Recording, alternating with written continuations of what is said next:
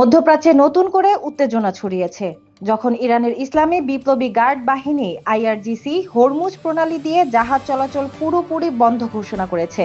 যুক্তরাষ্ট্র ইরানের বন্দর ও জাহাজের উপর থেকে অবরোধ প্রত্যাহার না করা পর্যন্ত এই সিদ্ধান্ত বহাল থাকবে বলে জানানো হয়েছে। আগে সমন্বয় ও নির্দিষ্ট ফি দিয়ে জাহাজ চলাচলের যে সুযোগ ছিল সেটিও এখন বাতিল করা হয়েছে। আইআরজিসি সতর্ক করে বলেছে, এই নিষেধাজ্ঞা অমান্য করলে সংশ্লিষ্ট জাহাজকে লক্ষ্যবস্তু করা হবে, যা বৈশ্বিক তেল সরবরাহ ও বাণিজ্যে বড় প্রভাব ফেলতে পারে।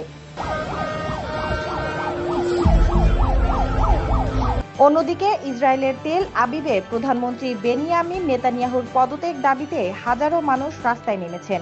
বিক্ষোভকারীরা অভিযোগ করেন, নেতানিয়াহু দেশের ভেতর বিভাজন তৈরি করছেন এবং আন্তর্জাতিক সম্পর্ক ক্ষতিগ্রস্ত করছেন। তারা ৭ অক্টোবরের ঘটনার পূর্ণ তদন্ত দাবি করেছেন। একই সঙ্গে চলমান যুদ্ধ পরিস্থিতি নিয়েও ক্ষোভ প্রকাশ করেছেন অনেকেই।